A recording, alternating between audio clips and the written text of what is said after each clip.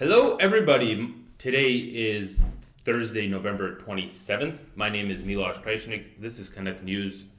Bit of my unfiltered opinion on politics and events in Canada. Today, I'm kind of switching from my typical political gears that I've been kind of pushing on just because of everything that's been going on in the country and Carney trying to make some big moves and at least seemingly. Today, I wanted to kind of bring the focus back a little into everyday lives of Canadians and these, let's say, traumatic events that are happening across the country. Clearly, as you can see in the title, and I picked this article specifically because I think it's just messed up. To be honest, I was convinced that this would be considered pedophilia. It evidently isn't, but we're going to get into it. And I've also found a series of other articles. They all seem to be in BC. For instance, the BC seems to be the epicenter of this sexual misconduct of minors. As you can see, this is the same one. BC teacher who was investigated but not charged in child pornography case. Crazy. And so this, although this is a different one. Teacher in BC suspended after telling girls he was not a pedophile. This is all kind of in British Columbia. Not quite sure why. It might be that the NDP run it. I don't really know. It's definitely a very liberal province overall. Everything is really conjecture at this point. But just to get into the article quickly. So it says BC teacher disciplined after talking to student on Grindr, engaging in sexual contact, says regulator. So a BC teacher will not be recertified for at least 8 years after connecting with a student on the Grindr dating app and engaging in sexualized physical contact with them, says the BC Commissioner for Teacher Regulation. According to a consent form posted online on Tuesday, Richard Macdonald, so that was the teacher, was a teacher at an unnamed BC school district when he met a student in January 2016 while on a 2-day field trip. Hey students, hey guys, let's go on a 2-day field trip away from your parents. Yay. Yay. Jesus Christ, come on guys. What's the filtering process with the school boards for these people? Like, where's the psychiatric, analysis of whether this person is mentally fit to actually teach kids, to teach our youth? Jesus Christ. So it says the student who was not named in the agreement and referred to as student A is a member of a local indigenous community and was in grade 11 when on the field trip. Cool, guys. So not only is this person a minor, but they're also a part of a underprivileged group in Canadian society, right? So in the indigenous community is just wrought with various different types of issues. You know, they have various substance abuse issues going on. The whole situation around the reserves in and of itself is just crazy. I might actually do an episode on it at a later time. But yeah, and it says down here, it says Macdonald was unaware of the fact that student A was a district student during this period. They then ceased communication for several months until the 2016-2017 school year, the consent agreement reads. So guys, they went on a school trip together. They touched each other a bit, right? Because that's what it says, right? They met at a school trip. In January 2016.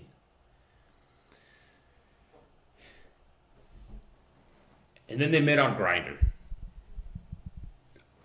I don't know what Grindr looks like when you go inside of it. You know, I'm not gay, so I don't go on it. But like, obviously you have to be 18 to consent to go on. So the student probably lied. I mean, had to have lied to have gone on the app, right? But like, if you think about it, by the time you're a teacher, you're finishing, you want to become a teacher, right? You're gonna be early 20s when you finish your Bachelor of Arts, typically, right? To get your to become a teacher, to get the teaching license, you're gonna do another 2 years um, studying, right, to get it. So you're already in your mid 20s, right? Then you do another like 2 to 3 years of being a substitute teacher, okay, before you actually get a full time position. The whole um, the whole teaching discipline, right, is very trust based. So you can't just become a full time teacher, right? There's a process that goes behind it, right? And that process includes building trust with that specific school and then with the wider school board, right? So he had to have been a teacher there for several years, 5, 6, 7 years probably, right? So just so we can get this timeline. So this teacher, this datum dude, he probably became like a full-time teacher at like 27.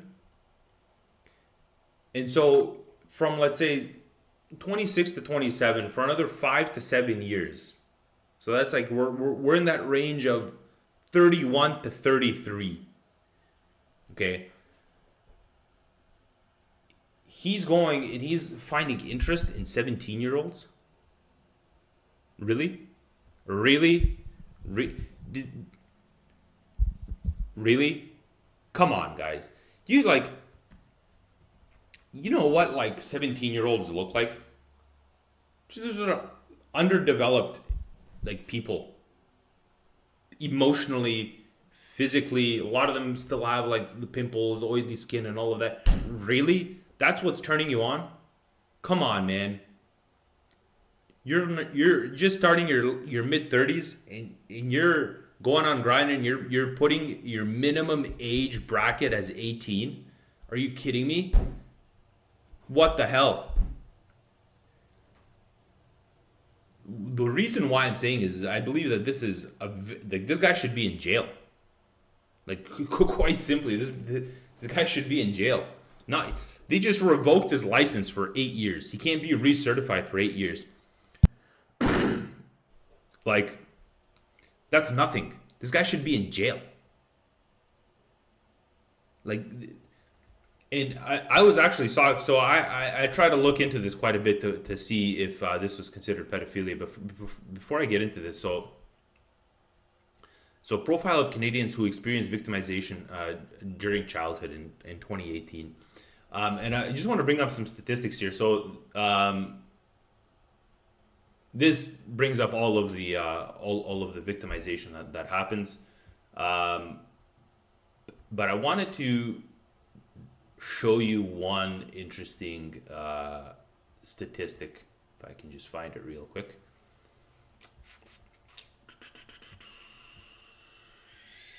You know what? I'm just gonna do the find button. Here we go. 6.5. Here we go. All right.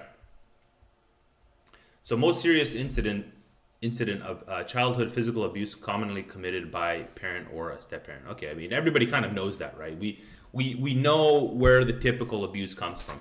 But what's crazy, I find, is, so it says a smaller portion of Canadians reported that the most serious incident of physical abuse during childhood was committed by someone outside of the family, such as a friend, neighborhood, or classmate, 5.7%. Teacher, professor, or tutor, 6.5%.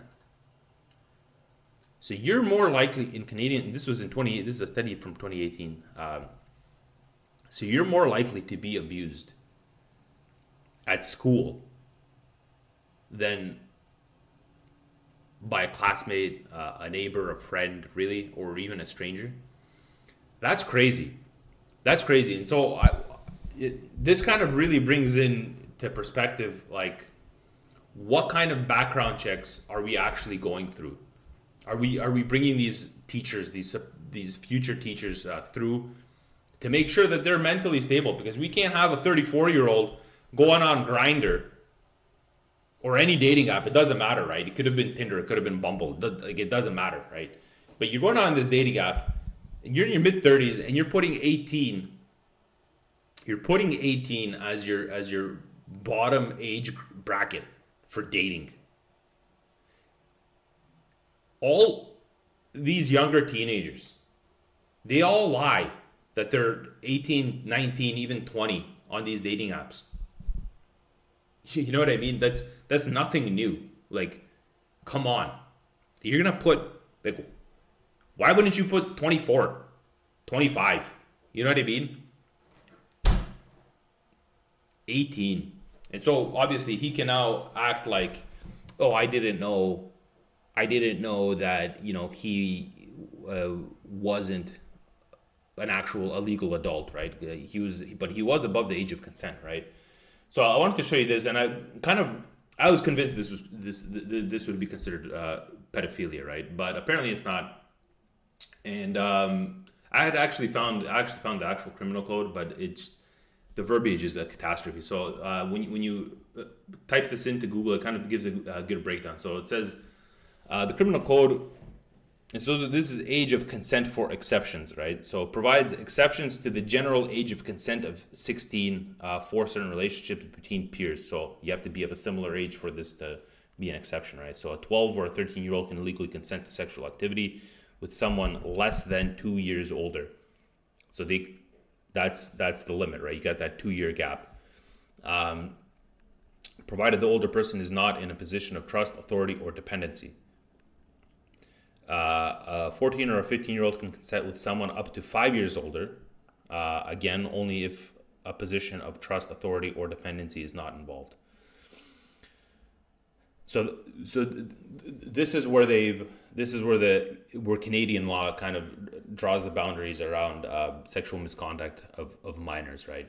And that's really where this is all placed, is in this sexual misconduct of minors.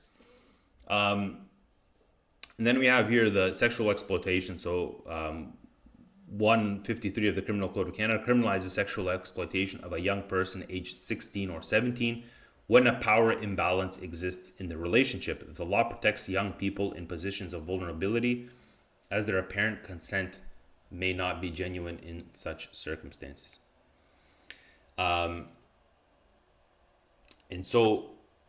This is where they're slipping, right? Legally, this is where this whole issue is slipping. Is because this teacher, this Adam guy, he wasn't this student's teacher. This student was a part of a different school district. They were just on the same 2-day school trip, right? But it's still messed up, because if this guy was actually then looking for potential loopholes, because he saw this kid on this school trip, and he was like, hey, I like the way this kid looks. I like his pimples. I want to pop him. I want to pop him in an intimate,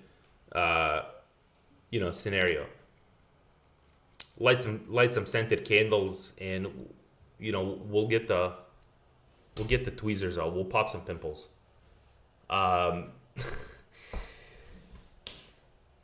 So this dude was looking for loopholes. You know what I mean? Like, and then he's playing the victim.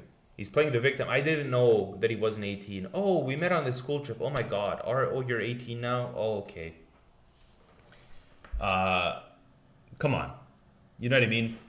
Like, we can't be that lenient with these things because this person is teaching at a school. Denying them certification from education, from teaching, like this person should be in jail, at least for a year. Like, this is messed up. This is actually messed up. And then we have the invitation to sexual touching. So this is also in the Criminal Code of Canada. So Section 152 of the Criminal Code makes it a serious criminal offense for a sexual purpose, invite a counsel or incite a person under the age of 16 years to touch the body of any person, including themselves, the accused, or a third party. So again, 16 is that is that boundary that they're kind of pushing, right? And so when we look at the text a little bit lower, it says the commissioner then found that after the student had graduated from high school, they met up with Macdonald at his home and engaged in sexualized physical contact. So over the course of the next year, student A and Macdonald continued to periodically engage in physical contact, including kissing, cuddling, and at least one occasion, oral sex, the agreement reads. You had a little Willy Wonka at home while they're popping zits. Come on, guys. Come on. And this is just a ban for 8 years. So he can, after 8 years, he can be recertified again. And not only that, this just happened. So this person's been teaching for another 8, 9 years, almost 10 years at this school after this happened. Come on, man. Come on. Macdonald told the student that the district couldn't say anything about the relationship as they were at different district schools, according to the agreement. So that's what I'm saying. This guy's looking for loopholes. He actually sought out legal loopholes to curtail all of this. And I just think that's messed up. That's messed up. And I've wanted to kind of show you guys this just to kind of really show what, and so this is a 2024 study, so it's relatively recent. So the stats are for 2022, but this was released in 2024. But it says there were 15,630 incidents of online sexual offenses against children and almost 46,000 incidents of online child pornography, right? Even as you look at the titles here, rate of police reported online child pornography has almost quadrupled since 2014. I actually find it insane that the level of the lack of scrutiny that's going behind adding these people they're basically raising the next generation, right, of people in this nation. More or less, that's essentially what public education does. They raise the children, right? And the content that children consume, the relationships that they build in high school, is really going to form their views on the world for a long time. Their emotional capacity or emotional intelligence for the future. Obviously, people evolve. People can, if you want, upgrade themselves in various different ways, educationally, emotionally, and all of that over time. People realize things, and they become more mature. Usually, they become more mature over time.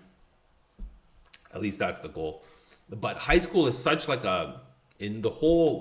your whole tenure in school, in public school, from grade school, to the end of high school, it's such a sensitive time because you're young, you're being taught these things, you're spending time outside of your household, right, with the people that actually love you the most or should love you the most.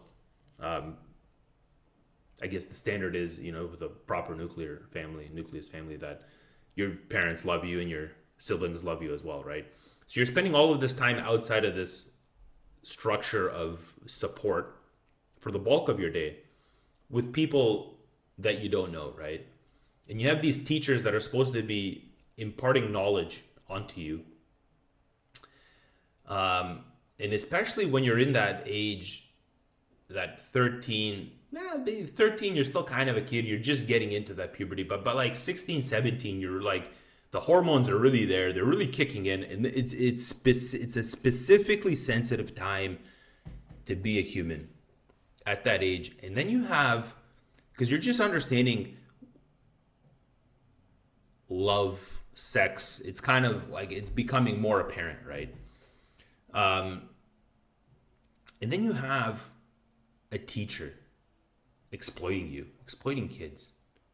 Like that's just so messed up. Like I can't fathom this.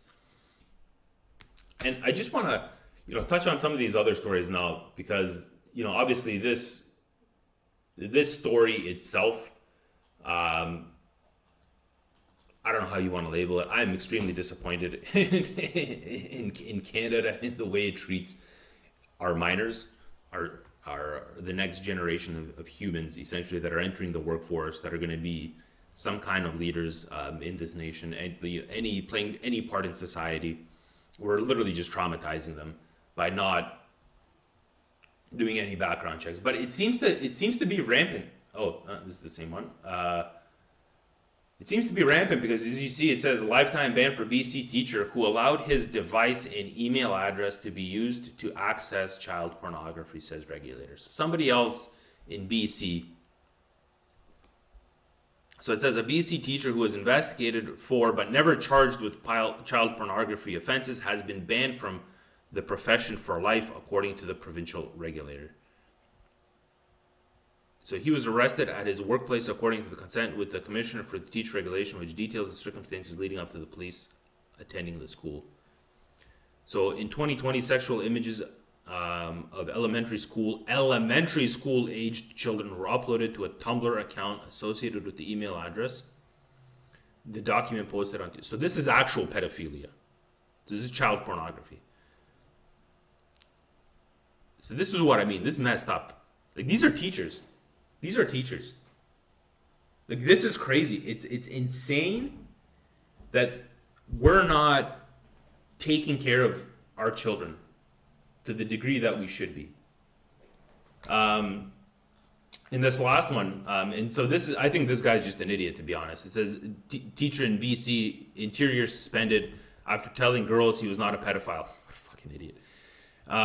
So the BC Commissioner for Teacher Regulation has suspended a teacher in the province's interior after he reportedly told grade 11 girls in fitness class that he was not a pedophile and touched some of them, making them uncomfortable.